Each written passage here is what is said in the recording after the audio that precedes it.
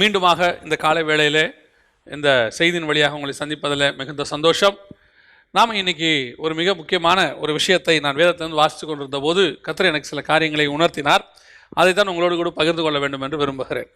யாத்ராகமத்தின் புஸ்தகம் 3ஆம் அதிகாரம் 2, 3, 4 வசனங்களை நாம் வாசிக்க போகிறோம். யாத்ராகமத்தின் புஸ்தகம் 3ஆம் அதிகாரம் 2, 3, 4. அங்கே கர்த்தருடைய தூதனானவர் ஒரு முட்செடியின் நடுவிலிருந்து உண்டான அக்கினி ஜுவாலையிலே நின்று அவனுக்கு தரிசனமானார். அப்பொழுது அவன் உற்று பார்த்தான். முட்செடி அக்கினினால் ஜுவாலைத்தும் எரிந்தும் அது வெந்து போகாமல் இருந்தது. அப்பொழுது மோசே, இந்த முட்செடி வெந்து போகாதிருக்கிறது என்ன? நான் கிட்ட போய் இந்த அற்புத காட்சியை பார்ப்பேன் என்றான். அவன் பார்க்கும்படி கிட்ட வருகிறதை கர்த்தர் கண்டார். முட்செடி நடுவிலிருந்து தேவன் அவனை நோக்கி, மோசே மோசே என்று கூப்பிட்டார். அவன், இதோ அடியேன் என்றான். இந்த வசனத்திலிருந்து தான் நாம் பார்க்க போகிறோம்.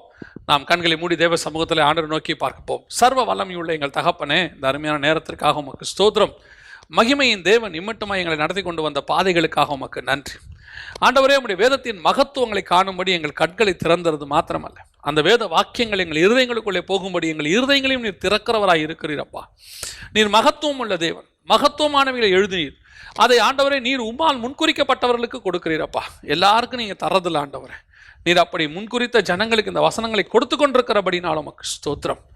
இன்னும் பேசும், இன்னும் இடைபடும் ஆண்டவரே. நாங்கள் இன்னும் வேதத்தினுடைய ஆழங்களை அறிந்து கொள்ள தேவனாகிய கர்த்தர் கிருபை பாராட்டுவீராக. உடைய மகிமையுள்ள கரத்தில் எங்களை தாழ்த்துகிறோம் எங்கள் ஆண்டவர் இயேசுவின் நாமத்தில் பிதாவே, ஆமென். மோசே, இந்த சம்பவம் நம்ம எல்லாருக்கும் தெரிஞ்சதான ஒரு சம்பவம். அதாவது மோசேயுடைய ஊழிய பாதை ஆரம்பிக்கிறதை நாம் இங்கே பார்க்கிறோம். இது நம்ம எல்லாருக்கும் தெரிஞ்சது. இப்போ நம்ம மோசேயுடைய ஹிஸ்ட்ரியை குறித்தோ அல்லது இதில் இருக்கக்கூடியதான யாத்ராகமத்தினுடைய சம்பவங்களை குறித்தோ நாம் இன்னைக்கு பார்க்க போகிறதில்ல. இந்த வசனத்தை வாசித்த போது இங்கே 3 பதம் உபயோகப்படுத்தப்படுகிறது. 3 பதம் உபயோகப்படுத்தப்படுகிறது. ஒன்று, கர்த்தருடைய தூதனானவர். 4வது வசனத்தில் கர்த்தர், அதே வசனத்தில் தேவன் அப்படின்னு யூஸ் பண்ணப்படுகிறது. இந்த கர்த்தருடைய தூதனானவர், 2வது கர்த்தர், 3வது தேவன். இந்த 3 பதத்தையும் நீங்கள் பார்த்தீங்கன்னு சொன்னால் 3ம் வெவ்வேறு தன்மை கொண்டது. இந்த 3ம் வெவ்வேறு. தூதன் அப்படிங்கிற தன்மை வேறு, கர்த்தருங்கிற தன்மை வேறு, 3வது தேவன் என்கிற தன்மை வேறு. இந்த 3 தன்மையாகவும் மோசேக்கு அங்கே வெளிப்படுகிறார். இந்த 3 தன்மையும் ஒரே இடத்துல, ஒரு சூழ்நிலையில், ஒரு சம்பவத்தில் மோசேக்கு வெளிப்படுகிறார். இதைத்தான் நாம் இன்னைக்கு பார்க்க போகிறோம். இது மோசேயினுடைய அல்லது நாம் தெரிந்து கொள்ள வேண்டிய 3 ஆவிக்குரிய ஸ்டேஜஸ் அல்லது 3 நம்முடைய ஸ்பிரிச்சுவல் ஸ்டேஜஸினுடைய நிலைகள். நாம் எவ்வளோ தேவனோடு கூட நெருங்குகிறோம் என்பதனுடைய நிலை. முதலாவதாக தூரத்திலிருந்து மோசே பார்க்கிறார். தூரத்திலிருந்து அவர் ஆடு மேய்த்து கொண்டு ஓரே பர்வதம் வரைக்கும் வருகிறார். அங்கே வந்தபோது அவர் அங்கே ஒரு முட்செடியை பார்க்கிறார். அந்த முட்செடியின் நடுவிலிருந்து உண்டான அக்னி ஜுவாலையிலே கர்த்தருடைய தூதனானவர் அவருக்கு தரிசனமானார் அப்படின்னு. இந்த கர்த்தருடைய தூதன் அப்படிங்கிறது என்ன அப்படின்னு பார்த்தீங்கன்னு சொன்னால், பழைய ஏற்பாட்டு முழுக்கவே இயேசு கிறிஸ்து. நான் இப்பொழுது ஒரு காரியத்தை சொல்லிவிட்டு நான் இதுக்குள்ளே போகிறேன். இந்த திருத்துவத்தை குறித்து நமக்குள்ளே நிறைய கன்ஃபியூஷன்ஸ் இருக்குது. திருத்துவங்கிற வார்த்தை கிடையாது, 3 தேவன் கிடையாது. நான் அதில் 100% ஒற்றுக்கொள்கிறேன். 3 தேவன் கிடையாது, ஒரே தேவன் தான், கர்த்தர் ஒருத்தர் தான். அதில் எந்த மாற்று கருத்திலும் தேவன் ஒருவரே. ஆனால் அவர் 3 தன்மை கொண்டவர், 3 நிலைகளை கொண்டவர். அதுதான் நமக்கு புரிஞ்சுக்கணும். இந்த புரிதல் நமக்கு இல்லாததுனால தான் இவ்வளவு குழப்பங்கள், கன்ஃபியூஷன்ஸ் வருது. நம்ம 3 தேவன் என்று சொல்லுகிறதில்லை. நம்ம 3ஐயும் என்ன சொல்லுகிறோம்? ஒருவர் 3 நிலைகளாக பிரிந்திருக்கிறார். அல்லது 3 ஆள் தத்துவம் ஒருத்தருக்குள் இருக்கிறது. மல்டிபிள் பர்சனாலிட்டி அப்படின்னு நம்ம ஈஸியாக சொல்கிறோம் கடைசி காலத்தில். ஆனால் உண்மையிலே புரிஞ்சுக்கொள்ளணும்னா அந்த மல்டிபிள் பர்சனாலிட்டி ஒரு தேவனுக்குள்ளே தான் இருக்குது. 3 நிலைகளை உடையவராக இருக்கிறார். அதே தான் நான் உங்களுக்கு சொல்கிறேன். ஒவ்வொரு காலகட்டத்திலும் தேவன் ஒவ்வொரு நிலையாக வெளிப்படுகிறார். தேவன் ஒருத்தர் தான். ஆனால் அவர் வெளிப்படும் போது அந்தந்த காலகட்டத்துக்கு அவர்களுக்கு அப்படி வெளிப்படுகிறார். அதற்கு பிறகு அவர் அடுத்த காலகட்டம் வரும்போது தேவன் வேறு விதமாய் வெளிப்படுகிறார். உதாரணமாக இந்த திருத்துவத்தை நீங்கள் பார்க்கும்போது பிதா, குமாரன், பரிசுத்த ஆவி என்று நம்ம சொல்லுகிறோம். இந்த பிதா குமாரன் என்பது உறவு. அது தேவனை குறிக்கிறதுல உறவை குறிக்கிறதான ஒரு சொல். ஆனால் தேவன் ஒரு இடத்துல பிதாவாகவும், ஒரு இடத்துல குமாரனாகவும், ஒரு இடத்துல பரிசுத்த ஆவியாகவும் தன்னை காட்டுகிறார், வெளிப்படுத்துகிறார். இதை புரிதலுக்கு பரிசுத்த ஆவியானவர் தான் உதவி செய்யணும். இது மிக முக்கியமான கோட்பாடு. இந்த 3 பேரும் நீங்க தனித்தனியாக இருக்கிறதையும் பார்க்க முடியும், ஒரு இடத்துல 3 பேர் ஒன்றாக இருப்பதையும் பார்க்க முடியும். உதாரணமா யோர்தான்லேருந்து கரையேறும் போது, ஞானஸ்நானம் எடுத்துட்டு ஏறும்போது குமாரன் கரையேறுகிறார், பரிசுத்த ஆவியானவர் புறா வடிவில் இறங்குகிறார். இவர் என்னுடைய நேசகுமாரன் சத்தம் கேட்குது. இது வெளிப்படையா இருக்கு. அதற்கு பிறகு எனக்கு வெளிப்படுத்தின விசேஷத்தில் படிக்கும்போது சிங்காசனத்தின் மேல் வீற்றிருக்கிறவருடைய கையிலிருந்து புஸ்தகத்தை வாங்கினார். ஆட்டுக்குட்டி அடிக்க வண்ணமாக இருக்கிற ஆட்டுக்குட்டியானவர் புஸ்தகத்தை வாங்கினார்னு இருக்கு. அங்க பிதாவும் குமாரனும் அங்கே வெளிப்படுகிறார்கள், தனித்தனியா இருக்கிறாங்க. அதற்கு பிறகு சிங்காசனத்திலிருந்து ஒரு நதி புறப்பட்டுன்னு பரிசுத்த ஆவியானவரை பற்றி சொல்லப்பட்டிருக்கு. ஸோ இந்த திருத்துவம் அப்படின்னு சொல்லக்கூடிய வார்த்தை இல்லை, ஆனால் உண்மை ஒரு தேவன் 3 தன்மையாக வெளிப்படுகிறார். இதை நம்ம புரிஞ்சுக்கணும். அது ஆவியானவர் தான் உதவி செய்யணும். நான் இது ஆர்கியூமெண்ட்ஸ்க்காகவே வரல, உடனே ஆர்கியூமெண்ட்டுக்கு போயிடாதீங்க. நான் இங்கே சொல்ல வந்த விஷயமே வேற.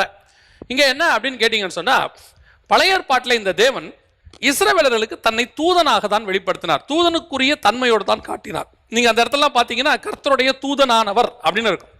இந்த தூதன் அப்படிங்கிறதான நிலை என்ன நிலை அப்படின்னு பார்த்தீங்கன்னா, ஒரு டிஸ்டன்ஸ். இது வந்து தேவ ஜனங்களோடு கூட ஒரு டிஸ்டன்ஸ் மெயின்டைன் பண்ண நிலை.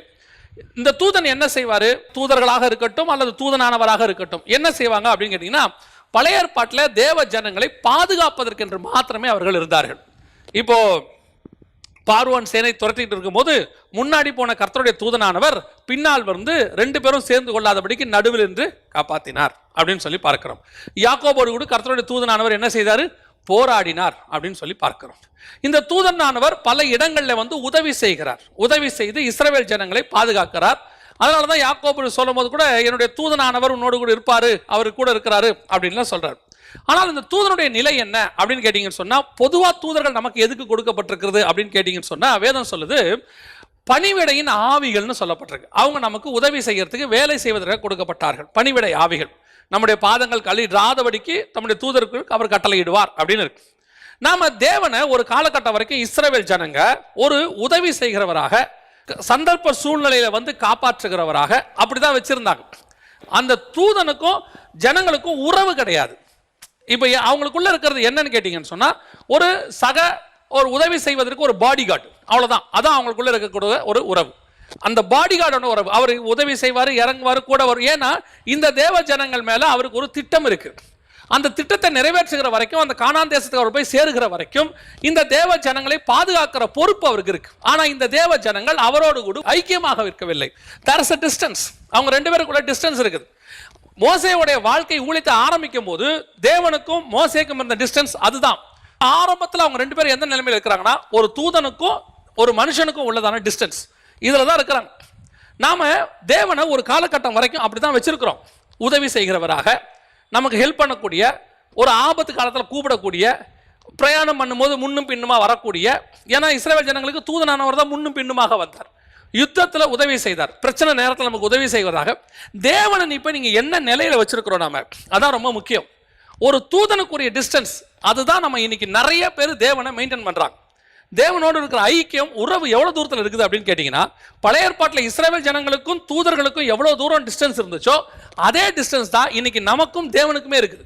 அப்படி நீங்க தேவனை அந்த டிஸ்டன்ஸ்ல வச்சிருக்கிறீங்க அப்படின்னு சொன்னா, உங்களுக்கும் தேவனுக்கு நடுவில் உறவு இல்லை, உங்களுக்கும் தேவனுக்கு நடுவில் ஒரு உடன்படிக்கை அல்லது உங்களுக்குள்ள ஒரு அக்ரிமெண்ட் போடப்பட்டிருக்கு. என்ன அக்ரிமெண்ட்?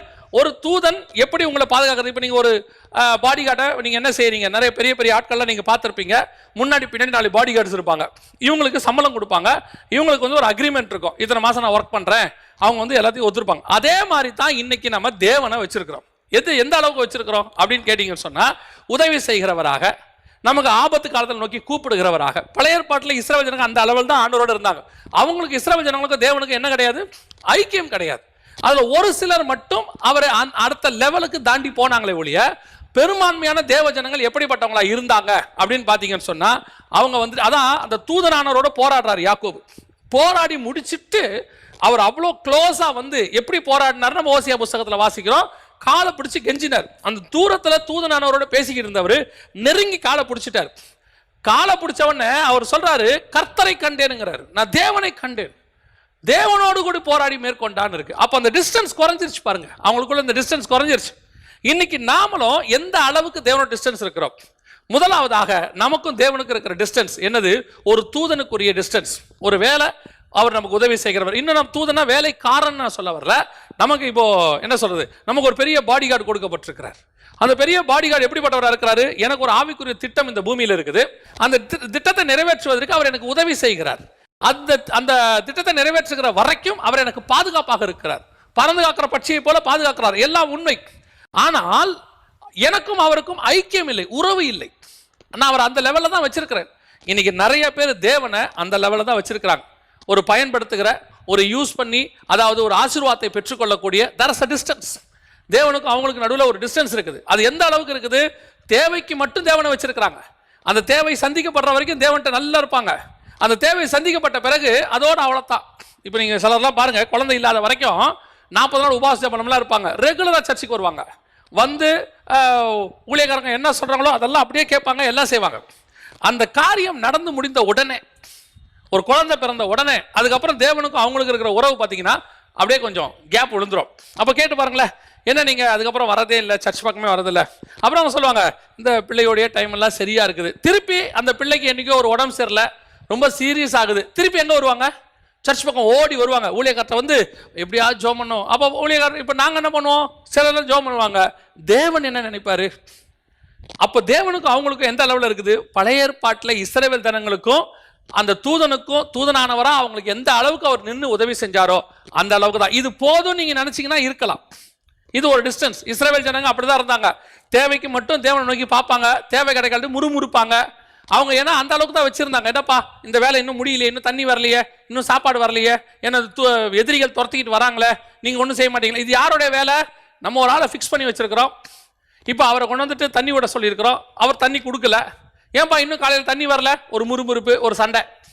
ஒருத்தரை நம்ம டிஃபன் ஆர்டர் கொடுத்துருக்குறோம், காலையில் கொஞ்சம் லேட் ஆகுது, உடனே என்ன செய்யறோம்? ஃபோன் பண்ணி, ஏன் இன்னும் டிஃபன் வரல? 9 மணி சொன்னீங்க, ஏன் இன்னும் வரல? ஒரு முறுமுறுப்பு. ஆனால் இதே நேரத்தில் வீட்டில் ஒரு உறவு இருக்கும்போது ஒரு தண்ணி வரல அப்படின்னா அந்த தண்ணி எல்லாருக்குமே தான் வரல. எல்லாரும் என்ன பண்ணுவோம்? அந்த தண்ணி வரதுக்கு என்ன செய்யணுமோ அதை செய்வோம். இப்போ டிஃபன் லேட் ஆகுது, உடனே நம்ம என்ன செய்வோம்? எல்லாருக்கும் டிஃபன் லேட் ஆகுது, நாம அந்த ஹோட்டல்காரனை மிரட்டுற மாதிரி வீட்டில் என்ன செய்ய மாட்டோம்? மிரட்ட மாட்டோம். நாம என்ன செய்வோம்? ஏன் டிஃபன் லேட் ஆச்சுன்னு காரணத்தை பார்ப்போம். உடனே நம்ம அது சரி பண்ணுறதுக்கு என்ன பண்ணுமோ அதை யோசிப்போம். அதை தான் நான் சொல்ல வரேன். இப்போ அவங்களுக்கு தேவனுக்கும் இந்த டிஸ்டன்ஸ் எப்படி? தூதனுக்கும் ஒரு மனுஷனுக்கும் உள்ள டிஸ்டன்ஸ். இதை இன்னைக்கும் ஆவிக்குரிய வாழ்க்கையில் நம்ம மெயின்டைன் பண்ணிட்டு இருக்கிறோன்ற பெரும்பான்மையானவங்க அதை தான் செஞ்சுட்டு இருக்கிறோம். எதை செஞ்சுட்டு இருக்கிறோம்? ஒரு தேவைக்காக மட்டும், ஒரு தேவை நிறைவேற வரைக்கும் தேவன்கிட்ட போயிட்டு எல்லா வேலையும் செய்யறது. அந்த ஒரு காரியம் கொஞ்சம் டிலே ஆகுது, அந்த தேவை நிறைவேறவில்லை அப்படிங்கிற சிச்சுவேஷன் வரும்போது நம்ம என்ன பண்றோம்? உடனடியாக ஒரு முறுமுறுப்பு வருது. உடனே ஆண்டவரை பத்தி என்ன இந்த ஆட்கள் அந்த தேவை நிறைவேறின உடனே சபைக்கு வரதை நிறுத்துறது. ஒரு சிலர்லாம் சபைக்கு வந்து ஒரு தேவைக்காக வராங்க, கூட்டிட்டு வராங்க, அந்த தேவை நடக்கல, அவங்க அதுக்கப்புறம் சபைக்கு வரமாட்டாங்க பாருங்க. அவங்க அப்ப சபைக்கு அவங்க எதுக்கு வந்திருக்கிறாங்க? ஒரு தேவைக்காக வந்தாங்க, அது நடக்கல, அதுக்கப்புறம் அவங்களுக்கும் தேவனுக்கும் உறவு இல்லை. அதை தான் நான் சொல்ல வரேன். இது ஒரு தூதனுக்கு உண்டான உறவு. இப்போ மோசே அடுத்த வசனத்தை நல்ல அழகா இருக்கு பாருங்க. அவன் பார்க்கும்படி கிட்ட வருகிறதை கர்த்தர் கண்டார். இப்போ ஏன் இந்த இடத்துல கர்த்தர் பதம் யூஸ் பண்ணப்படுது?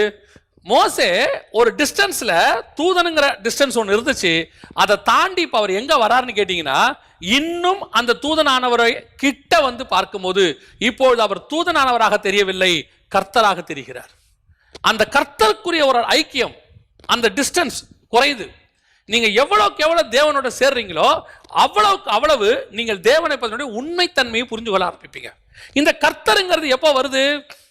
புதிய ஏற்பாட்டு காலத்துல தான் அவர் கர்த்தராக வெளிப்பட்டார், தேவனாக வெளிப்பட்டார். இன்னைக்கும் இஸ்ரவேல் ஜனங்களுக்கு அவர் தீர்க்கதரிசியாக இருக்கிறார். இன்னைக்கும் பல மதஸ்தர்கள் அவர் தீர்க்கதரிசியா பார்க்கறாங்க.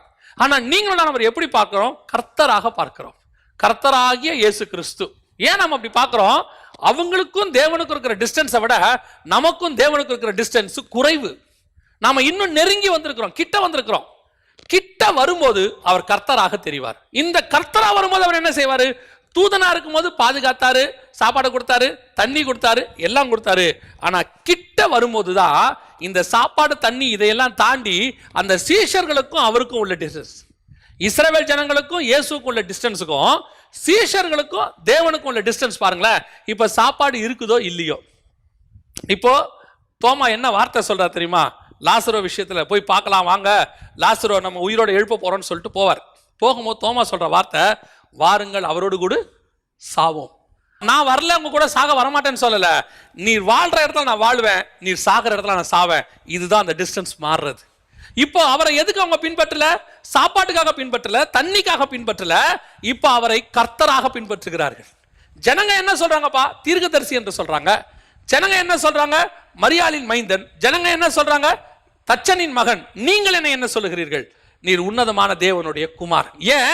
அவங்கள விட நான் கிட்ட வந்திருக்கிறேன், அவங்களோட நான் நெருங்கி வந்திருக்கிறேன்.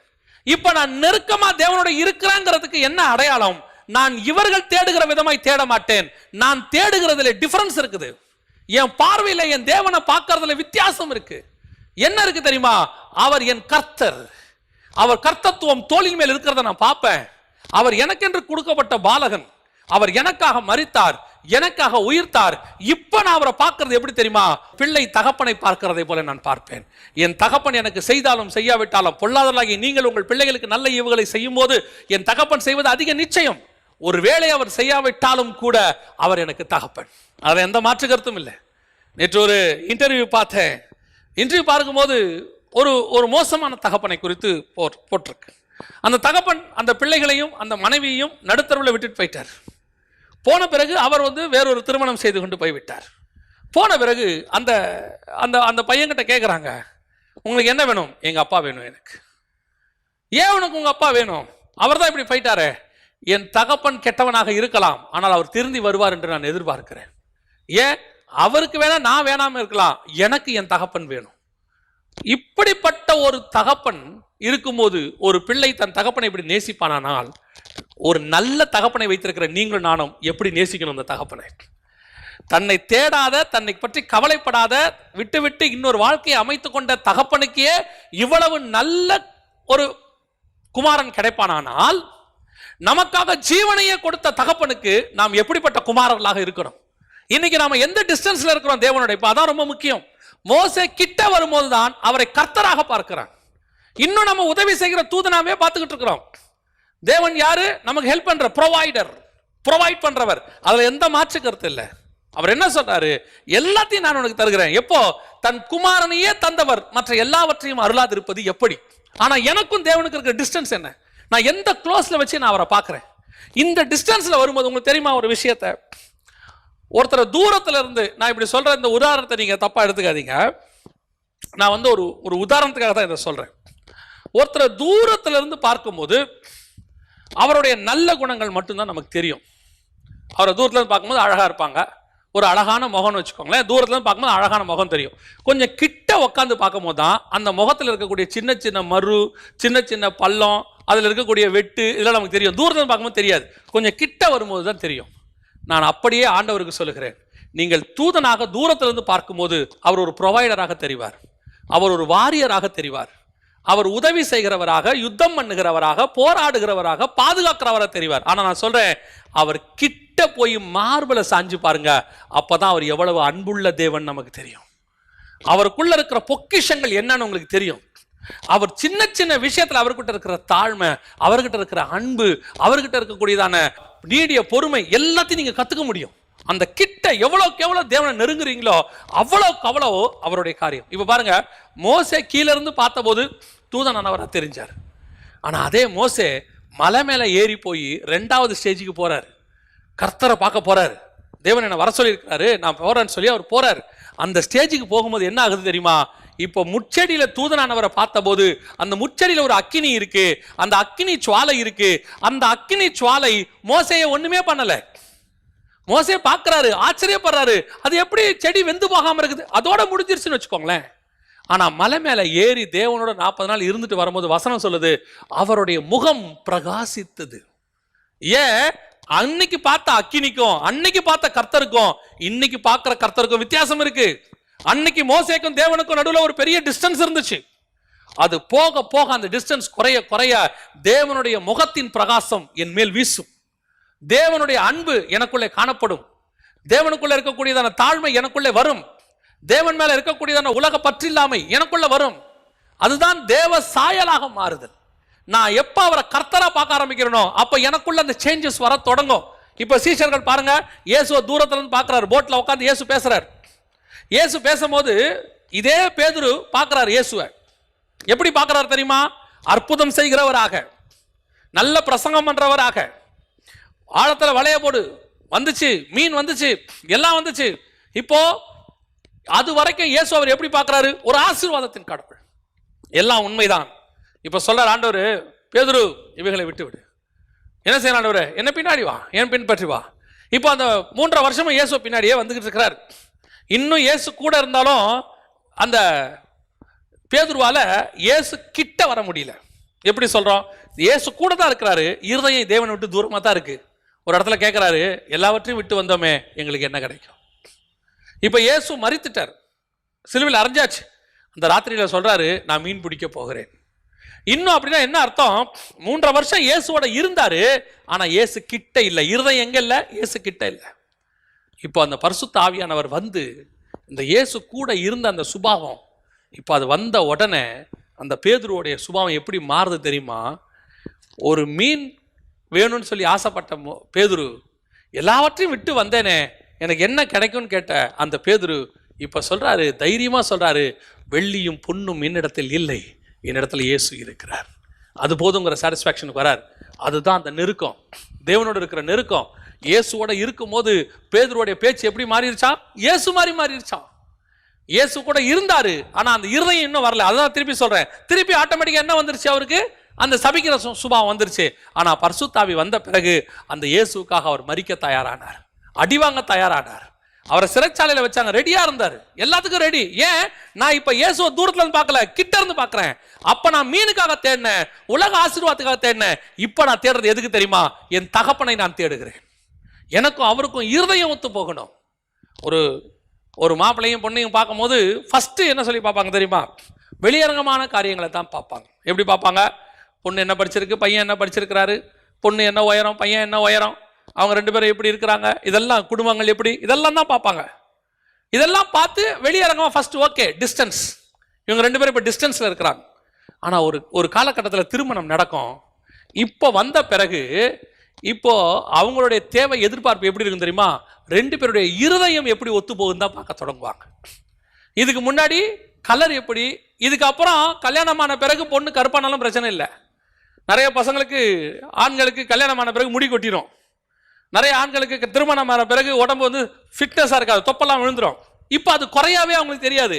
ஆனா கல்யாணத்துக்கு முன்னாடி முடி கொட்டியிருந்தா, ஐயோ வழுக்க தலையோட இருக்காரு வேண்டாம், அவர் தொப்பையா இருக்காரு வேண்டாம், இப்படிலாம் சொல்லுவாங்க. ஆனா திருமணமான பிறகு அதே ஆளுக்கு என்ன உழுது, முடி கொட்டி போகுது, அதே ஆளுக்கு தொப்பை வருது. இப்ப குறையா வரல, ஐயோ நான் எதிர்பார்த்தது இவரே இல்ல, இன்னும் ஒரு 10 வருஷத்துக்குள்ள தொப்பை விழுந்துருச்சு, எனக்கு இவர் வேண்டாம் அப்படி சொல்றதுல. இப்ப எதை எதிர்பார்க்கணும் தெரியுமா? சரீர வெளியரங்கத்தையே பார்க்கல, இப்ப நான் பார்க்கறது எல்லாமே எதை பார்க்கிறோம்? அவர் என் மேல் அன்பா இருப்பாரா, அவர் என்கிட்ட அன்பா இருப்பாரா, அவர் வெளியே எப்படி வேணா இருந்துட்டு போட்டோம், இப்ப எனக்கு தேவை அவர் அன்புள்ளவராக இருக்கணும். என் மனைவி எப்படிப்பட்டவளாக இருக்கட்டும், அவள் என்னிடத்தில் அன்பாக இருக்கணும். இது எப்ப வருது? 2வது ஸ்டேஜில் வருது. தூரத்துல இருந்து பார்க்கும்போது வெளியரங்கமா பார்க்கிறோம், அந்த நெருக்கம் வரும்போது தான் அவர் கர்த்தர்னு தெரியும், தேவன்னு தெரியும், அந்த கர்த்தருக்குரிய சுபாவம் நமக்கு தெரியும். அதைத்தான் சொல்றேன், ஆவிக்குரிய வாழ்க்கையோட 2வது ஸ்டேஜுக்கு நம்ம வரணும். நம்ம முதல் ஸ்டேஜில் இருந்தே அவர் ஆசீர்வாதத்தின் கடவுளாக பார்த்து, ஒரு ப்ரொவைடராக பார்த்து, ஆபத்து காலத்தில் உதவுகிறவராக பார்த்து, அதனால்தான் இஸ்ரவேல் ஜனங்களால தேவனோடு கூட நெருங்கவே முடியல. இன்னைக்கு நம்மில்ல கூட நிறைய கிறிஸ்தவர்கள் ஏன் பெயர் கிறிஸ்தவர்களாக இருக்கிறோம்? நான் சொல்றது உடனே பெயர் கிறிஸ்தவ சபை, ஆவிக்குரிய சபையில் ஆவிக்குரியவர்கள நம்மளே பெயர் கிறிஸ்தவர்களாக இருக்கிறோம். ஒரு ஸ்பிரிச்சுவல் ட்ரெடிஷன் நமக்குள்ள வந்துருச்சு. இப்பவுமே நம்மளுமே தேவனை எப்படிப்பட்டவங்களா பார்க்கிறோம்? ஒரு தூரத்துல ஒரு பிளஸிங் காட். ஒரு தகப்பன் என்ன சம்பாரிச்சு கொடுத்தாலும் சம்பாரிச்சு கொடுக்கணும், குடும்பத்தை நடத்தணும், அது எந்த மாற்று கருத்தும் இல்லை. ஆனால் ஒருவேளை இப்ப பாருங்க, லாக்டவுன் பீரியடு, தகப்பன்களால முன்னாடி சம்பாரிச்ச மாதிரி சம்பாதிக்க முடியல, அந்த பிள்ளைகளை வளர்க்கறதுக்கு ரொம்ப கஷ்டப்படுறாங்க. என் தகப்பன் இப்ப கஷ்டப்படுறத எந்த பிள்ளைகள் புரிந்து கொள்ளுகிறதோ, ஒரு கணவன் கஷ்டப்படுறத எந்த மனைவி புரிந்து கொள்றாரோ, அப்ப அவங்க தான் வாழ்ந்த வாழ்க்கைக்கு அர்த்தம் இருக்கு. அவங்க நெருங்கிட்டாங்க, இருந்தா அவர் எனக்கு தானே செய்ய போறாரு, அவர் செய்தாலும் செய்யாவிட்டாலும் அவர் என் தகப்பன், செய்தாலும் செய்யாவிட்டாலும் அவர் என் கணவன். இதுதான் செகண்ட் ஸ்டேஜ். அடுத்த ஸ்டேஜுக்கு வரக்கூடிய நிலை இதுதான். இப்ப நம்ம அந்த நேஜுக்கு வந்திருக்கிறோமா? தேவன் அந்த நெருக்கத்துக்கு வந்திருக்கிறோமா? இன்னும் தேவைக்காக மாத்திரம் தேவனை தேடுகிறவர்களா இருந்தால் அவருக்கு நமக்கு இன்னும் டிஸ்டன்ஸ் இருக்குது, செகண்ட் ஸ்டேஜுக்கு வரல. இதைத்தான் நான் இன்னொரு செய்திலையும் சொல்லியிருக்கிறோம். பலிபீடத்துக்கிட்ட இருந்து நீங்க உள்ள வர்றவங்க எங்க வரணும்? பரிசுத்த ஸ்தலத்துக்கிட்ட வரவங்களா இருக்கணும், கிட்டி இன்னும் தேவன்கிட்ட வரணும். அப்படி கிட்ட வரும்போது என்ன ஆகும் அப்படின்னு கேட்டீங்கன்னு சொன்னா, இஸ்ரவேல் ஜனங்கள் சுபாவம் போய் ஆவிக்குரிய சுபாவம் நமக்கு வந்துடும். இப்ப தேவனை இம்மைக்காக மாத்திரம் தேடல இல்லாதபடிக்கு நம்ம எப்படி தேட ஆரம்பிப்போம்? கர்த்தராக பார்க்க ஆரம்பிப்போம். இப்போ இதுதான் புதிய ஏற்பாட்டின் சபையின் காலம். இன்னும் உங்களுக்கு நான் கொஞ்சம் விளாவரியா சொல்லணும்னா, அந்த தூதனானவர் அந்த ஸ்டேஜ் எதுனா நியாயப்பிரமாண காலம். இஸ்ரவேல் ஜனங்கள் உலக ஆசீர்வாதத்துக்காக மாத்திரம் தேவனை தேடினார்கள், அது நியாயப்பிரமாண காலம். இப்போ கர்த்தரை தேடுகிறது இருக்குல்ல, இது கிருபையின் பிரமாண காலம். இந்த கர்த்தரை தேடுகிறவங்களுக்கு என்னவா இருக்கும் அப்படின்னு கேட்டிங்கன்னா, இவங்க இந்த இதெல்லாம் பார்க்க மாட்டாங்க, உலக ஆசீர்வாதத்தை பற்றிலாம் கவலையே பட மாட்டாங்க. நான் இன்னும் நெருங்கி சேருவேன், நான் இன்னும் கிட்ட போவேன், கிட்ட போய் பார்த்தா அவர் எனக்கு கர்த்தராக தெரிவார். அப்போது எனக்கு இந்த அக்கினி, இந்த முச்சாடை, இதுக்கு பின்னாடி இருக்கிற ஆசீர்வாதம் இதெல்லாம் எனக்கு ரெண்டாவது.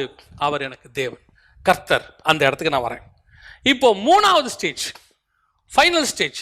இது என்ன ஸ்டேஜ்? இப்போ நம்ம சபை காலம் வந்து செகண்ட் ஸ்டேஜ்.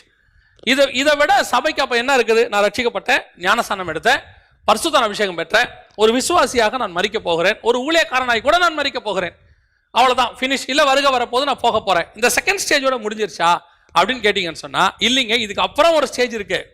அதுதான் வெரி இம்பார்ட்டன்ட் ஸ்டேஜ். வசனம் சொல்லுது, அதே யாத்திராகமத்தின் புஸ்தகம் 3ஆம் அதிகாரம் 4வது வசனத்தில் வாசிக்கும் போது வசனம் சொல்லுது, அவன் பார்க்கும்படி கிட்ட வருகிறதை கர்த்தர் கண்டார், முச்செடியின் நடுவிலிருந்து தேவன் அவனை நோக்கி. இந்த கர்த்தரை இடக்கிற வரைக்கும் டிஸ்டன்ஸ் வரைக்கும் ஓகே, இந்த கர்த்தரையும் தாண்டி இன்னும் கொஞ்சம் நீங்க தேவனை நெருங்கணும். இது இப்போ ஒரு உதாரணத்துக்கு நான் சொல்றேன். விசுவாசிகளாக இருந்த பேதுரு சீஷனாக மாறுறார். இப்போ யோவானுவான் எல்லாம் கிட்ட வராங்க. இவங்க இதையும் தாண்டி ஒரு ஸ்டேஜ் இன்னும் கிட்ட இருக்குது. ஏங்க நாங்கள் 12 பேரும் ஒன்னா தான் போவோம், ஒன்னா தான் வருவோம், எல்லாம் உண்மைதான்ப்பா, அதெல்லாம் உண்மைதான். இவங்க கர்த்தரை நீங்க யார் என்று சொல்லுகிறீர்கள்? உன்னதமான தேவனுடைய குமாரன் கர்த்தர். அதில் எந்த மாற்று கருத்தும் இல்லை, எல்லாம் ஓகே தான். இதுக்கு மூணாவது ஸ்டேஜ் ஒன்று இருக்கு. அது என்ன ஸ்டேஜ் தெரியுமா? வசனம் சொல்லுது, இன்னும் கிட்டே வருகிறதை தேவன் கண்டு அவனை பார்த்து சொல்றாரு, மோசே, அப்பொழுது அவர் இங்கே கிட்டி சேராயாக, உன் கால்களில் இருக்கிற பாதரட்சியை கழற்றி போடு, நீ நிற்கிற இடம் பரிசுத்த பூமி என்றார். ஃபர்ஸ்ட் சொல்றாரு, அவன் அந்த கர்த்தருடைய ஸ்தானத்தை தாண்டி இன்னும் கிட்ட வரான். இன்னும் கிட்ட வரும்போது தேவன் அவனை நோக்கி. அப்படின்னா என்ன அர்த்தம்? இந்த ஸ்டேஜை தாண்டும் போது மூணாவது ஸ்டேஜ் எது தெரியுமா? நம்முடைய தேவன் இருக்கிற இடம், பரலோகத்தினுடைய ஸ்டேஜ். அந்த ஸ்டேஜை அவன் பூமியில் அட்டைன் பண்ண விரும்புகிறான். அதாவது மோசே அட்டைன் பண்ண விரும்பினான்ல, அதுக்கு அடுத்த ஸ்டேஜ் அதுதான். கர்த்தருக்கு அடுத்த ஸ்டேஜ் தேவன், பிதாவாகிய தேவன், அதாவது பரலோகத்தில் இருக்கிற தேவனுடைய இடத்துக்கு அவன் போக ட்ரை பண்ணுறான். அவன் போல நான் ஸ்பிரிச்சுவலி சொல்கிறேன், அதை தாண்டும் போது கர்த்தர் சொல்கிறாரு, கிட்டி சேராயாக. ஏன் கிட்டி சேராயாக? ஆண்டவரே, நான் இன்னும் கிட்ட வரக்கூடாதா? ஒரு டிஸ்டன்ஸ்லேயே நில்லுங்கிறாரு. இந்த டிஸ்டன்ஸ்லேயே நில்லு. ஏன்? இந்த இடத்துல இந்த டிஸ்டன்ஸ்ல இவ்வளவுதான் முடியும், இதை தாண்டி கிட்ட வராத. ஏன் ஆண்டவரே வராத? இதையும் தாண்டி நீ வரணும்னா சில காரியங்களை செய்ய வேண்டியிருக்கு. இப்போ நாம இந்த ஆவிக்குரிய வாழ்க்கைக்கு வந்திருக்கிறோம். இந்த ஆவிக்குரிய வாழ்க்கையில கர்த்தரை பார்க்கிறோம், வேதத்தில் உள்ள மகத்துவங்களை ஆராய்ச்சி பார்க்கிறோம், அற்புதங்களை பெறுறோம், அதிசயங்களை பெறுறோம். தேவன் ஜீவனோடு கூட இருக்கிறாருங்கிறதை நம்ம மூலமாகவே கர்த்தர் அற்புத அதிசயங்களை செய்கிறார். நம்ம அதெல்லாம் பார்க்கிறோம், எல்லாம் உண்மைதான். ஆனா இதல்ல, இன்னொரு ஸ்டேஜ் இருக்கு. அது இன்னொரு ஸ்டேஜ் என்னது? இப்ப ஆண்டவர் சொல்றாரு, அந்த ஸ்டேஜை நீ அடையணும்னு சொன்னா அதுக்கு பேசிக் அடிப்படை என்ன தெரியுமா? பரிசுத்த பூமிக்கு நீ வரணும். இது பரிசுத்த பூமி. இந்த பரிசுத்த பூமி எது? உலகத்துல பரிசுத்தமான பூமி ஒன்று கிடையாது. உலகத்திலேயே பரிசுத்தமானது எது தெரியுமா? இங்க இருக்கிறதுல நம்ம இங்கிருந்து அங்க போறோம் பாருங்க, அதுதான் இருக்கிறதுலே பரிசுத்தமான நகரம், பரலோகம். அந்த பரலோகத்துக்கிட்ட நீ வரணும்னா வசனம் சொல்லுது, உன் பாதரட்சியை கழட்டி போடும். ஏங்க பாதரட்சியை கழட்டுறதுக்கும் பரலோகத்துக்கு வரத்துக்கும் என்ன டிஃபரன்ஸ், என்ன ஒத்துமை, என்ன சம்மந்தம் இருக்குது? ஏன் அவர் பாதரட்சியை கழட்டி போடணும் அப்படின்னு சொல்லி நீங்க பார்த்தீங்கன்னா, முதல்ல இந்த பாதரட்சை ஏன் வந்துச்சு அதை பார்க்கணும். முதல்ல இந்த பாதரட்சை ஏன் வந்துச்சு அப்படின்னு கேட்டீங்கன்னா, ஆதாமை கர்த்தர் படைக்கும் போது பாதரட்சியோடு படைக்கவில்லை. ஆதாமை படைக்கும் போது கர்த்தர் பாதரட்சியோடய படைக்கல, ட்ரெஸ்ஸோடையும் படைக்கல, நம்ம எல்லாருக்கும் தெரியும். அவன் பழம் சாப்பிட்டதுனால என்ன வந்துச்சு? ட்ரெஸ்ஸு வந்துச்சு. அவன் பழம் சாப்பிட்டதுனால முள்ளு வந்துச்சு. ஆண்டவர் சொல்றாரு, முள்ளும் குறுக்கும் அது என்ன செய்யும்? பிறப்பிக்கும். இப்போ முள்ளு வந்துருச்சு. இந்த முள்ளை உலகத்தை விட்டு ரிமூவ் பண்ண முடியாது. இந்த பூமியை விட்டு முள்ளை என்ன செய்ய முடியாது? ரிமூவ் பண்ண முடியாது. ஆனா இந்த முள்ளு உன்னை குத்தாம ஒரு பாதரட்சியை வேணா நீ செஞ்சுக்கலாம், முள்ளை இனி மாற்ற முடியாது. அதோட அர்த்தம் என்ன? இந்த பூமி சபிக்கப்பட்டுருச்சு. ஆதாம் கிட்ட சொல்றாரு, உன் நிமித்தம் பூமி சபிக்கப்பட்டிருக்கோம். காயின் கிட்ட சொல்றாரு, சபிக்கப்பட்ட பூமியில் நீ சபிக்கப்பட்டிருப்பாய். அப்ப மனுஷனும் சாபம் ஆயிட்டான், பூமியும் சாபம் ஆயிடுச்சு. இந்த சாபத்தை மாற்ற முடியாது. ஆனா நான் ஒண்ணு செய்வேன், இந்த சாபம் உன்னை தாக்காதபடிக்கு நான் உனக்கும் இந்த சாபத்துக்கும் நடுவில் ஒரு பாதரட்சியை உண்டு பண்ணி கொடுக்கிறேன். அதுதான் நியாயப்பிரமாணம். மனுஷனை தாழ்ந்த பாதாளத்துக்கு போகாதபடிக்கு பாதுகாத்துக் கொண்டது. மேல் பாதாளம் வரைக்கும் போச்சு. ஆனா சாபத்தை நீக்க முடியாது. அவர்கள் என்னதான் பரிசுத்தவான்களா வாழ்ந்தாலும் மேல் பாதாளத்திலிருந்து பரலோகத்துக்கு அவங்களால போக முடியாது. ஏன் சொன்னா பூமியும் சபிக்கப்பட்டுச்சு, மனுஷனும் சபிக்கப்பட்டான். இந்த ரெண்டு சாபத்தையும் நீக்குகிற ஒருத்தர் வரணும். அந்த ரெண்டு சாபத்தையும் நீக்கிற ஒருத்தர் வந்து இந்த ரெண்டு சாபத்தையும் என்னைக்கு நீக்கி முடிக்கிறாரோ அன்னைக்கு தான் இந்த பூமியில நீங்க பாதரட்சை இல்லாம நடக்க முடியும். இப்ப என்ன நடக்குது? இந்த முள்ளு இவன் காலுக்குள்ள இருக்கு. இந்த முள்ளு என்னைக்கு நீங்குதோ அன்னைக்கு தான் நீ வந்து என்ன செய்ய முடியும்? பாதரட்சை இல்லாம நடக்க முடியும். இப்ப கர்த்தர் சொல்றாரு, நீ பாதரட்சியை கழட்டி போடு, இது பரிசுத்த பூமி. ஏன்? நீ நிக்கிற பூமி இருக்கே, அங்க சாபம் இல்லை. ஏன்? அங்க ஆசீர்வாதத்தின் தேவன் நிற்கிறார். அவர் முட்செடியில நெருப்பாக தோன்றி அந்த முட்செடி எரியல. நல்லா கவனிச்சுக்கொள்ளுங்க. அப்ப என்ன அர்த்தம்? அந்த முள்ளு மேல ஆசீர்வாதத்தின் தேவன் வந்துட்டாரு. இவர் வந்ததுனால என்ன ஆகுது? அந்த முள்ளு உன்னை குத்தாம பாத்துக்கும், அவ்வளவுதான். நீ இப்ப பாதரட்சை போட வேண்டிய அவசியம் கிடையாது. ஏன்? அந்த முள்ளு உன்னை குத்தாது. ஆனா முள்ளு இருக்கும். எப்ப இருக்கும் ஆண்டவரே? இந்த முள்ளு மேல இருக்கிற அக்கினி என்னைக்கு போகுதோ, என்னைக்கு நீ இந்த பரிசுத்த பூமி விட்டு கீழே போறியோ திருப்பி பாதரட்சை வந்துடும், திருப்பி முள்ளு வந்துடும். அப்ப இந்த பரிசுத்த பூமியிலேயே நிக்கணும்.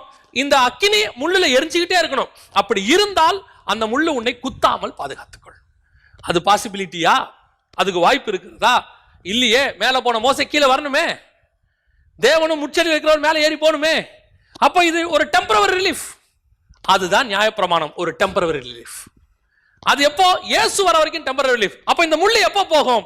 இந்த முள்ளை, உன் காலுக்கு கீழே குத்துகிற முள்ளை நான் வந்து என் தலைக்கு மேல வாங்குவேன். ஒரு நாள் எனக்கு முள்கிரீடத்தை உன்னை சூட்டுவார்கள், என் தலையில முள்ள வச்சு அழுத்துவாங்க.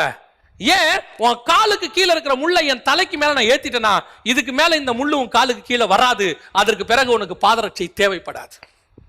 அதுக்குதான் ஆண்டவர் அந்த இடத்துல சொல்றாரு, உன் பாதரட்சை இங்க கழட்டு. ஏன்? டெம்பரவரியா கழட்டு. இப்ப இது பரிசுத்த பூமி. அப்ப இந்த பரிசுத்த பூமிக்கு வரணும்னா பாதரட்சை இருக்கக்கூடாது. பாதரட்சை இருக்கக்கூடாதுன்னா சாபமான முள் இருக்கக்கூடாது. அப்ப இப்ப முள்ளு இல்லையே, இயேசு முள்ள வாங்கிட்டாரு. இப்ப இயேசு ஒரு முள்ள வாங்கிட்டாரு, ஆனா ஒரு முள்ள கொடுத்துட்டு போயிருக்கிறார். என்ன முள்ள கொடுத்துட்டு போயிருக்கிறார் தெரியுமா? இப்ப இயேசு சாபத்தை வாங்கினது உண்மை, எல்லாம் ஓகே. ஆனா தலைக்கு மேல ஒரு முள் இருக்கு. பவுல் எழுதுறாரு, நான் என்னை உயர்த்தாதபடிக்கு எனக்கு ஒரு முள் கொடுக்கப்பட்டிருக்கிறது, என்னை அது குட்டுகிற சாத்தானுடைய தூதனாக இருக்கிறது. இப்ப நமக்கு ஒரு இந்த பூமியில ஒரு உபத்திரவம் இருக்கு, ஒரு போராட்டம் இருக்கு, ஒரு பிரச்சனை இருக்கு. நமக்கு இன்னைக்கு கொஞ்சம் காரியங்கள், சாபமான காரியங்கள் நமக்குள்ள காணப்படுது. வியாதி இருக்கு, பலகீனம் இருக்கு. இது மொத்தம் போய் நான் ஒரு பரிசுத்த பூமிக்கு மேல போவேன். அந்த பரிசுத்த பூமிக்கு போகும்போது எனக்கு பாதரட்சை தேவைப்படாது. அங்கே முள் இருக்காது. அங்கே இருக்கிறது பாருங்களேன், அந்த ஸ்டேஜுக்கு பேர் தான் தேவன். அந்த இடத்துக்கு நான் நெருங்கி சேரணும். இப்ப நான் கர்த்தர் செகண்ட் ஸ்டேஜ். மோசே இன்னும் கிட்ட வரான். அந்த செகண்ட் ஸ்டேஜ்ல முள்ளு இருக்கு, ஆனா அந்த முள்ளு என்ன செய்யாது? இப்போதைக்கு குத்தாது.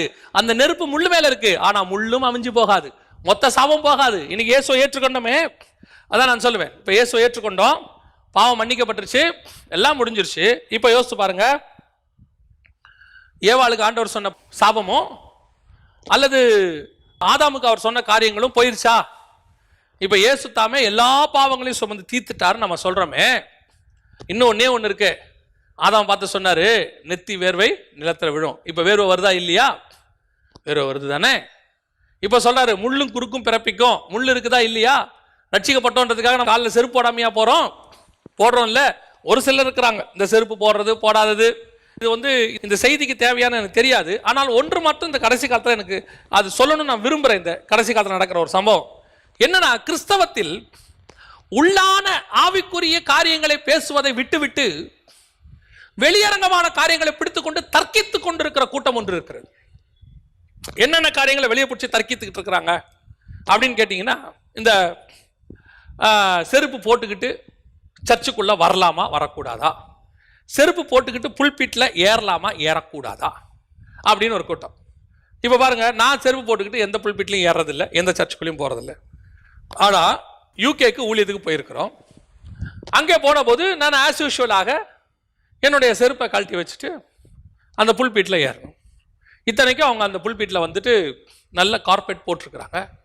அப்போ போகும்போது பாஸ்டர் சொன்னார், பாஸ்டர் நீங்கள் அந்த ஷூவை போட்டுக்கோங்க அப்படின்னாரு. அப்போது நான் சொன்னேன், இல்லை எனக்கு புல்பீட்டில் ஷூ போட்டு ஏறி பழக்கம் இல்லை, எனக்கு அது வேண்டாம் அப்படின்னு. இல்லை பாஸ்டர் அது ரொம்ப சில்லுன்னு இருக்கும், அந்த இடத்துல நிற்க முடியாது, 2 கார்பெட் போட்டிருக்கோம் ஆனால் நிற்க முடியாது, நீங்கள் போட்டுக்கோங்கன்னாரு. இல்லை நான் சாக்ஸ் போட்டிருக்கேன் போதும் அப்படின்னு சொல்லிட்டு போனேன். ஆனால் 1 மணி நேர செய்தியை என்னால் 35 நிமிஷம் கூட கொடுக்க முடியல. ஏன்னா அந்த சில்னஸ் பயங்கரமாக ஏறி 35 நிமிஷத்துக்குள்ளே எனக்கு ஒரு மாதிரி ஆகி நான் அந்த 35 நிமிஷம் செய்தியை முடிச்சிட்டேன். இப்போது அந்த ஊர் கிளைமேட்டுக்கு ஷூ தேவைப்படுகிறது, அங்கே போட வேண்டிய அவசியமாக இருக்குது. இப்போ இந்த ஊர் கிளைமேட்டுக்கு நான் இந்த சட்டையை போட விரும்புகிறேன், எனக்கு சந்தோஷமாக இருக்குது, நான் ஒரு ஒயிட் ஷர்ட் போட்டு வந்து நிற்கிறத நான் விரும்புகிறேன், கலர் சட்டை போடக்கூடாதுன்னு இல்லை. அதே நேரத்தில் இங்கே எனக்கு கோட் அவசியப்படுறத, எனக்கு கோட் போட பிடிக்கலை. ஆனால் நான் அமெரிக்காவுக்கு போகும்போது நான் கோட் போட்டுக்கிட்டு தான் பேசுகிறேன். ஏன்? அந்த கோட் என்பது மரியாதை நிமித்தமாகவோ கௌரவத்துக்காக போடப்பட்டதில்லை, குளிரக்கூடாதுன்னு போடப்பட்ட கோட். அந்த இடத்திற்கு அது தேவைப்படுகிறது. அதே தாங்க சொல்கிறேன், சிச்சுவேஷன்ஸ், சூழ்நிலைகள், இதை நீங்கள் டாக்டரினா மாற்றாதீங்க. இந்த மாதிரி தான் எல்லாத்தையுமே சொல்கிறேன், டாக்டரினா மாற்றாதீங்க. இப்போ சந்தர்ப்ப சூழ்நிலைன்னு ஒன்று இருக்கு, அந்த இடத்துக்கு ஏற்ற மாதிரி நம்ம இன்னொன்று நீங்க நல்லா புரிஞ்சுக்கணும். புதிய ஏற்பாட்டில் சபை என்பது கட்டடத்தை குறிக்கவில்லை, உங்களையும் என்னையும் குறிக்கிறது. அதுதான் முக்கியம், இதுதான் முக்கியம். இதுக்கு எது இம்பார்ட்டன்ஸ் கொடுக்கணுமோ அதை கொடுங்க. உள்ளான மனிதனை மாத்துங்க, வெளியே மாற வேண்டியது தானா மாறும். நான் சொன்னதை நிறைய பேர் தப்பா புரிஞ்சுக்கிறாங்க. நான் நகை போறதை பத்தி ஒரு இடத்துல பேசி இருந்த போது நிறைய பேருக்கு அதுல ஒரு சந்தேகம். அதுல ஒருத்தர் விதமா சொன்னாங்க, என்ன சொன்னாங்க, உள்ளான மனுஷனை மாத்துறது பரிசுத்தாவியோட வேலை, வெளியான வேலையை மாத்துறது நம்முடைய வேலை. நாம நகையை கழட்டுறதை கழட்டிடணும், நகை ஆசை உள்ள இருந்து ஆவியானவர் கழட்டுவாரு அப்படின்னு சொல்றாங்க. ஆனா எனக்கு ஆவியானவர் வேதத்துல எனக்கு சொல்லி கொடுத்துருக்க என்னுடைய விதம் என்ன அப்படின்னு கேட்டீங்கன்னா, உள்ளுக்குள்ள ஆவியானவர் ஆசையை எடுத்துட்டாருன்னா நான் போடவே மாட்டேன். அதுக்கப்புறம் எனக்கு ஆசையே வராது. நான் வெறும் நகைக்கு மட்டும் இல்லை, அது பட்டு புடவையா இருக்கட்டும், அல்லது வந்து காஸ்ட்லி ட்ரெஸ்ஸா இருக்கட்டும், அது விலை உயர்ந்த கார்களாக இருக்கட்டும், வாட் எவர் இட் இஸ், பொருளாசையாக இருக்கட்டும், உள்ள இருந்து போயிருச்சுன்னா வெளியே தானாவே போயிடும். நீ வெளியே எடுன்னு ஃபோர்ஸ் பண்ணி ஒருத்தனுக்கு பிரசங்கம் பண்ணி அவன் பிரசங்கத்தை கேட்டு எடுத்துட்டான், உள்ளுக்குள்ள எடுக்கலன்னு வச்சுக்கோங்க. நான் இன்னும் சொல்லுவேன், ஆவியானவர் அவனுக்குள்ள கிரியை செய்ய முடியாம போறதுக்கு காரணமே இந்த பிரசங்கமா கூட இருக்கும். அவன் என்ன செய்வான், மனுஷ வார்த்தையா பார்த்துக்கிட்டு சே இப்படி போயிருச்சே, எல்லாரும் போடுறாங்களேன்னு அதுவே ஆவியானவரே பேசிட்டார்னா அவனே கழட்டிடுவான். நான் சொல்றது எல்லாத்துக்கும் பொருந்தும், நகைக்கு மட்டும் இல்லை. ஏன்னா இன்னைக்கு வெளியரங்கமான சில காரியங்களை பிடித்து கொண்டு உள்ளான மனுஷன் மாற வேண்டியதுக்கு நம்ம என்ன செய்யல, இம்பார்ட்டன்ஸ் கொடுக்கல. இப்போ அந்த இடத்துல ஷூ தேவைப்படுது, போட்டுக்க வேணும். இல்லையே நம்ம ரோட்ல போட்டு நடக்கிறோம், நம்ம ஊர்ல ரோடு இவ்வளோ நீட்டா இருக்கு, அவங்க ஊர்ல ரோடு பக்காவா இருக்கு. 2வது ரோட்ல நடக்க வேண்டிய வேலையே இல்லை, வாசல்ல கார்ல ஏறுறாங்க, சர்ச்சில் கார்ல ஏறுறாங்க, ஒரு ஷூவும் அழுக்காவும் இருக்காது. நான் இப்பவும் சொல்றேன், ஷூ போறது சரியா தப்பாங்கிறதுக்கு கான்செப்ட் வரல, அந்த சிச்சுவேஷனுக்கு அது தேவைன்னா போட்டுக்கோங்க. இப்போ அங்கே போய் நான் ஷூ போட மாட்டேன்னு வைராக்கியமா நின்று அவங்களுக்கு போக வேண்டிய வார்த்தையை கொடுக்கல பாருங்க, அதைத்தான் நான் சொல்ல வரேன். இப்போ நம்ம இந்த இடத்துக்கு வருவோம். இப்போ 3வது ஸ்டேஜுக்கு நம்ம வரணும். அந்த ஸ்டேஜ் இந்த பூமியிலே கிடையாதுங்க. இந்த பூமியில முள் இருக்கு, இந்த பூமியில இன்னும் வேர்வை இருக்கு, இன்னும் பிள்ளை பேரு அப்போ வலி இருக்கு. அப்போ இயேசு இதெல்லாம் தீக்கலையா? இதெல்லாம் நல்லா தெரிஞ்சுக்கொள்ளுங்க, இதெல்லாம் இங்க தீர்றதில்ல. 3வது ஸ்டேஜ் வரும்போது அங்க போயிடுவோம். அங்கே செருப்பு தேவைப்படாது, அது பரிசுத்த பூமி, அங்க முள் இருக்காது. அதைத்தான் சொல்றாரு, அது தேவன் இருக்கிற இடம், ஒருவரும் சேரக்கூடாத ஒளியிலே வாசம் பண்றவர் இருக்கிற இடம். அந்த ஸ்டேஜுக்கு தான் மோசே இன்னும் கிட்ட போறாரு. ஃபர்ஸ்ட் தூரத்துல இருந்து தூதன், 2வது கிட்ட போனா கர்த்தர், இன்னும் தாண்டினா தேவன்.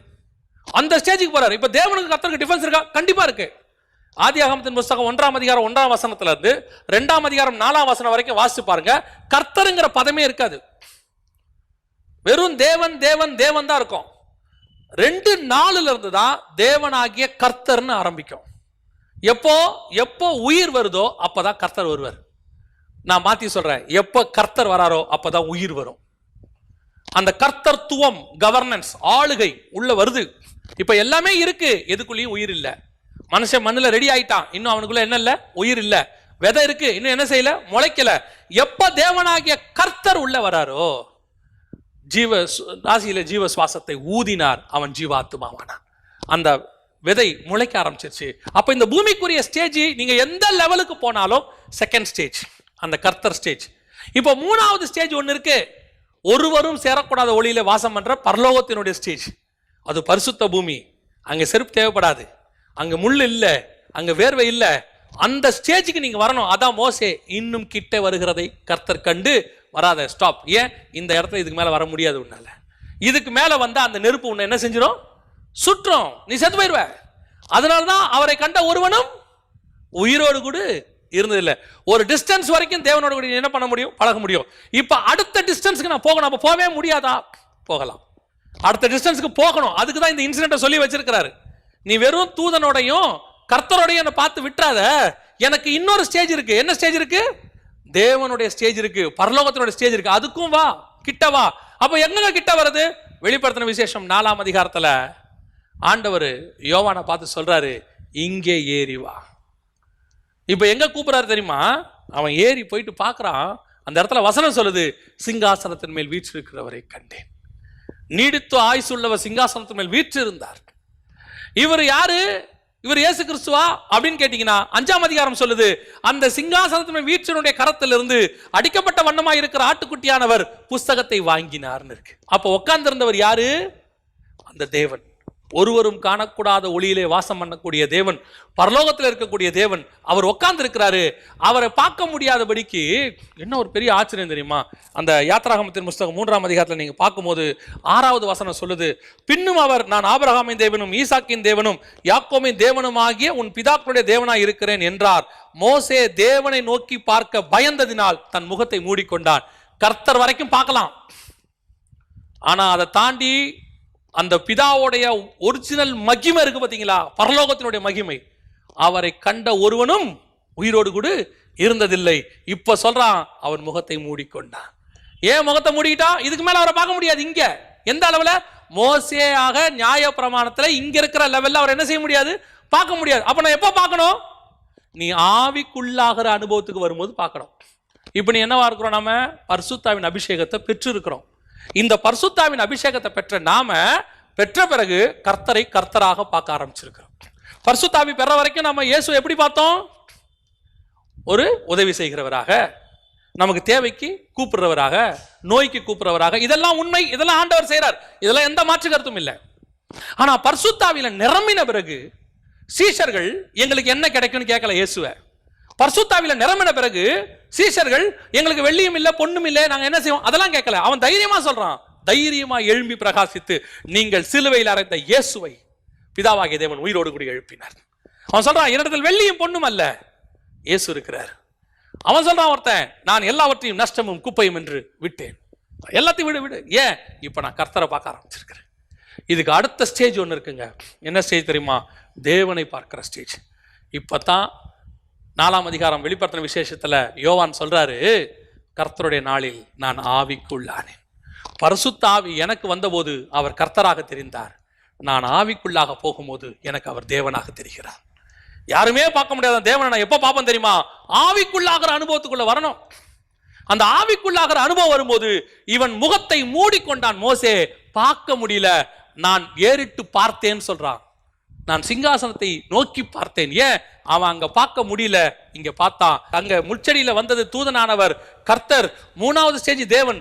அந்த ஸ்டேஜை இங்க யோவான் பார்க்கிறார். பார்க்க முடியும் எப்ப தெரியுமா? நீ ஆவிக்குள்ளாகிற அனுபவத்துக்குள்ள வரும்போது பார்க்க முடியும். இன்னைக்கு நம்ம எந்த ஸ்டேஜில் இருக்கிறோம்? இன்னும் நம்ம ஆவிக்குரிய வாழ்க்கை முதல் ஸ்டேஜிலே இருக்குது. இன்னும் அதுலயே உட்காந்துட்டு நம்ம என்ன பண்றோம்? இன்னும் அதுலயே உட்காந்துக்கிட்டு சோத்திரம் சோத்திரம், பிள்ளைகளுக்கு ஃபீஸ் கொடுப்பார், அது கொடுப்பார், இது கொடுப்பார், வீடு கொடுப்பார், கார் கொடுப்பார், வாசல் கொடுப்பார், நீ இன்னும் தூதனாகவே பார். நான் உன்னை எந்த குறையும் சொல்ல, அந்த டிஸ்டன்ஸ்லயே வெயிட் பண்ணிக்கோங்க.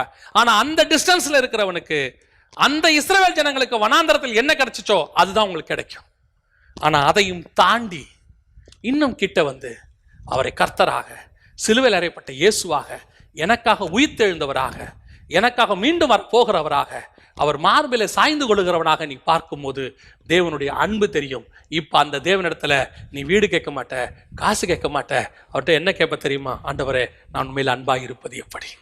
அவர் உங்ககிட்ட என்ன கேட்பார் தெரியுமா? நீ எல்லாரையும் பார்க்கல இடத்துல அன்பாக இருக்கிறாயா? அங்க பணம், பொருள், காசு இதெல்லாம் போயிடும், உறவு ஆரம்பிச்சிடும். தேவனுக்கும் நமக்கு நடுவுல ரிலேஷன்ஷிப். இது பணத்தை பேஸ் பண்ணி வர ரிலேஷன்ஷிப் கிடையாது.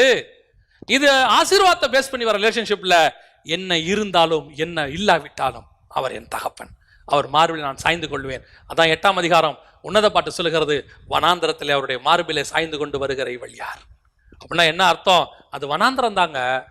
அங்க எனக்கு இங்கே மாதிரி வீடு வாசல் கிடையாது, வயல்வெளி கிடையாது, எதுவுமே கிடையாது. ஆனா ஒண்ணு மட்டும் இருக்கு. என்ன தெரியுமா? என் நேசருடைய மார்பு இருக்குது. அதில் சாஞ்சு கொள்வேன். அந்த வனாந்திரத்தில், அந்த வனாந்திரம் தான் பத்மு தீவு. அந்த மார்பில் சாஞ்சு கொண்ட யோவான் தான் இங்கே மணவாட்டி.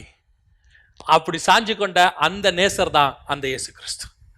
இது எப்போ வரும் தெரியுமா? பரிசுத்தான அபிஷேகத்தை பெற்ற பிறகு அவரோடு கூட நடக்கிற அனுபவம் வருது. இது மட்டும் இல்லைங்க, இதுக்கு அப்புறம் இன்னொரு ஸ்டேஜ் இருக்கு. அதுக்கு தான் நம்ம எல்லாருமே போகணும். என்ன தெரியுமா? ஆவிக்குள்ளாகிற அனுபவம். இந்த ஆவிக்குள்ளாகிற அனுபவம் வரும்போது சிங்காசனத்தில் உட்கார்ந்திருக்கிற தேவனை நான் பார்ப்பேன். அந்த தேவன் சொல்லுவாரு, இப்ப நடக்கிற அற்புத அடையாளங்களை பார்க்கறியா? இது இல்லப்பா. 5 அப்பா 5000 மீனுக்கு அது இல்லப்பா. காற்றும் கடலும் அடங்குது, அதெல்லாம் இல்லப்பா. அப்புறம் என்ன ஆண்டவரே? இங்கே ஏறி வா, இவைகளுக்கு பின்பு சம்பவிப்பதை நான் உனக்கு காண்பிப்பேன். இப்படி நடக்கிறத பார்த்துக்கிட்டு இருக்கிற, இனி நடக்க போகிறத நான் உனக்கு காண்பிப்பேன். எப்போ? பரிசுத்தாவியை பெற்றா நடக்கிறத பார்ப்ப. பரிசுத்தாவிக்குள்ள நீ போனினா இனி நடக்க போறத நீ பார்ப்ப. அந்த அனுபவத்துக்கு வரணும்.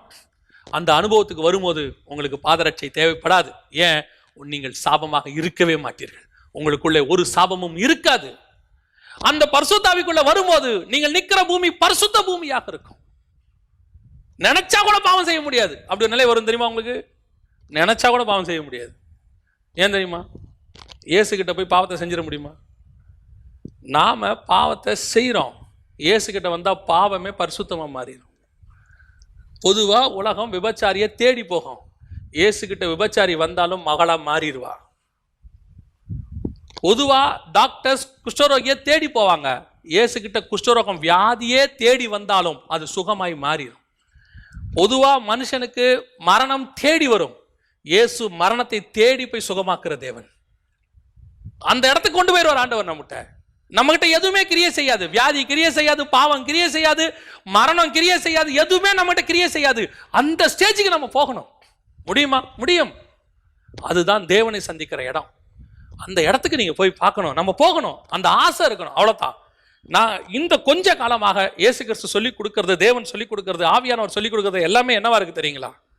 இந்த உலகத்துல எதையுமே நீ தேடாத. ட்ரெஷர்ஸ்னு ஒன்று இருக்கு. பரலோகத்தினுடைய பொக்கிஷம். பிதாவின் வலது பாரசத்தில் உள்ளதையே நாடுங்கள் இருக்கு. அதை தேடு. இந்த பூமியில நம்ம சர்வைவ் பண்றதுக்கு என்ன தேவை? அது போதுங்க. அது வரும். பரலோகம் அதை கூட ப்ரொவைட் பண்ணாத பரலோகம்லாம் கிடையாது. அதெல்லாம் பரலோகம் ஈஸியாக கொடுக்கும். நம்முடைய வாஞ்சை எதுவாக இருக்கணும் தெரியுமா? இதுவாக தான் இருக்கணும். ஆண்டவரே, நான் அந்த 3வது ஸ்டேஜுக்கு போகணும்ப்பா. இது வரைக்கும் நான் எந்த ஸ்டேஜில் இருக்கிறேன்? இந்த இடத்துல எனக்கு இதை படிக்கும்போது ஒரு வசனம் ஞாபகத்துக்கு வந்துச்சு. என்னன்னா, 6ஆம் வசனத்தில், அந்த யாத்திராகமம் 3ஆம் அதிகாரம் 6ஆம் வசனத்தில் ஆண்டவர் சொல்றாரு, நான் ஈசாக்கின் தேவனும் ஆபிரகாமின் தேவனும் யாக்கோபின் தேவனுமாகிய பிதாக்களுடைய தேவனாக இருக்கிறேன். ஏன் இந்த 3 பேர் அங்க யூஸ் பண்றாரு? இந்த 3 பேரை அவர் ஏன் யூஸ் பண்றாரு அப்படின்னு கேட்டு பார்க்கும்போது, இந்த 3 பேருடைய தேவன் இடைப்பட்ட விதம் எப்படி இருந்துச்சு அப்படின்றதுக்கு இயேசு இதை பத்தின ஒரு விளக்கத்தை கொடுக்கிறாரு. என்ன கொடுக்கிறாரு? மரித்தோருக்கு தேவனாக இராமல் அவர் ஜீவனுள்ளோருக்கு தேவனாக இருக்கிறார்னு இருக்கு.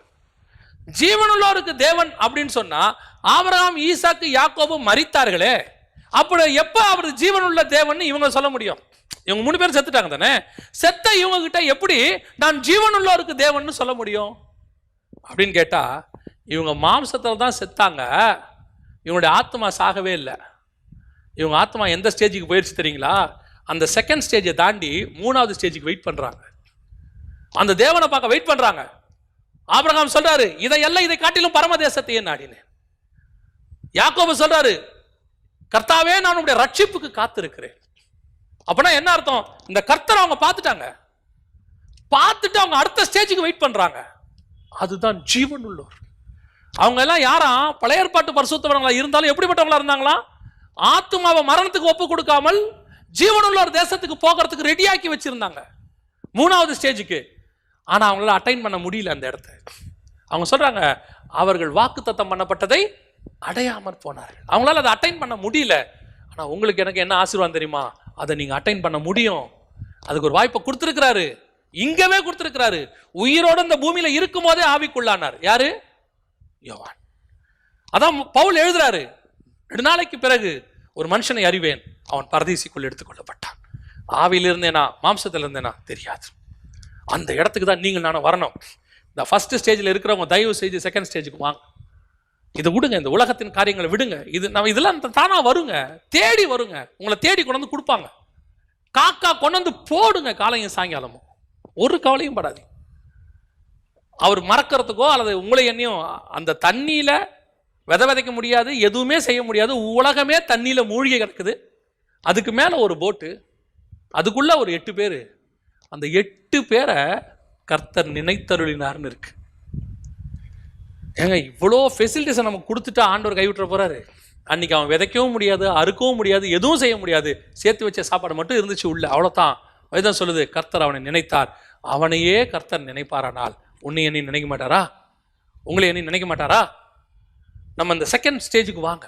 செகண்ட் ஸ்டேஜில் ஒருவேளை நீங்கள் இருந்து, இந்த உலகம் எனக்கு பாத்திரம் அல்ல, என்ன நான் உலகம் என் பின்னே சிலுவை என் முன்னே நீங்கள் சுமக்கிறவங்களா இருந்தீங்கன்னா, நித்திய ஜீவனை நோக்கி பிரயாணம் பண்ணுறவங்களா இருந்தீங்கன்னா, நீங்கள் 3வது ஸ்டேஜுக்கு ஆசைப்படுங்க. ஆண்டவரே, நான் காணக்கூடாததை காண வேண்டும் ஆண்டவரே.